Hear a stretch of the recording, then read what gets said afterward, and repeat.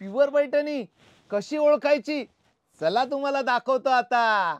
Handloom Paithani front side back side same पाहिजे original handloom पैठणीला।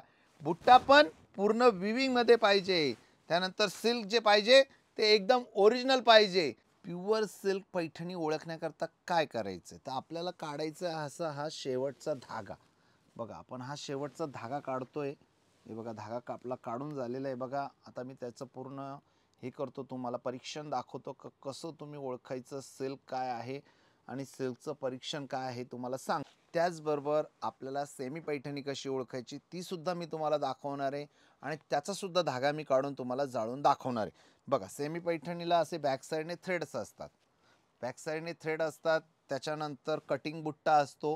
हे झालं सेमी पैठणी। आपण काढणार आहोत सेमी पैठणीचा धागा। सर्व परीक्षण करून मग आपण ठरवणार आहे। बघा सेमी पैठणीचा आपण धागा काढून घेतलेला आहे ग्रीन रंगाचा। आता हा सेमी पैठणीचा धागा काढलेला आहे आणि रामा रंगाचा धागा आपण प्युअरचा काढलेला लक्षात ठेवायचं आहे। आता धागा बघितल्यानंतर आपल्याला काहीच कळणार नाही का सेमीचा कुठला प्युअरचा कुठला। आता मी बघा इकडून तिकडून इकडं करतो तुम्हाला काहीच कळणार नाही कोणता सेमी होता आणि कोणता प्युअर होता। आता सांगा बघा कुठला प्युअर आहे कुठला सेमी। आता आपण बघणार आहोत मॅचेस बॉक्समधून एक काडी काढून धागा चाळून बघायचा आहे। करायचं सुरू। बघा आता हा आहे प्युअरचा धागा आणि हा आहे सेमीचा धागा। तर पहिले आपण जाळूया सेमीचा धागा बरोबर म्हणजे तुम्हाला कळेल का काय होतंय। तर आपण जाळूया सेमीचा धागा। बघा आता मी घेतलेला हा सेमीचा धागा आपण जाळणार आहोत। बघून घ्या हे बघा सेमीचा धागा आपण जाळतोय। त्याच्यानंतर बघा त्याला आग किती लागली जोरात।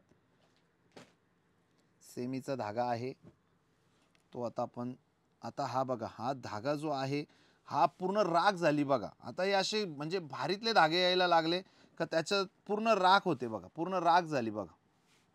पण पूर्णच झालं म्हणजे काहीच नाही उरलं त्याचं आणि केस जाळण्याचा वास नाही येणार याला सेमीला। शक्यतो याची गोळी व्हायला पाहिजे पण आता आर्टिफिशियलवाले पण खूप चालाक झालेले का ते असा धागा बनवताय का ते त्याची गोळी होत नाही पूर्ण तो जळून जातो। पण इथे पूर्ण जळून गेला धागा आणि राख पण काहीच हाताला काहीच आले नाही। तर आता आपण वळूया प्युअर सिल्कच्या धाग्या जाळण्याकडे। तर आपण जाळणार आहोत प्युअर सिल्कचा धागा। बघा आता आपण जाळणार आहोत प्युअर सिल्कचा धागा। बघा हे बघा आता आपण जाळतोय प्युअर सिल्कचा धागा। हे बघा प्युअर सिल्कचा धागा पटकन आग पण नाही पकडत बघा।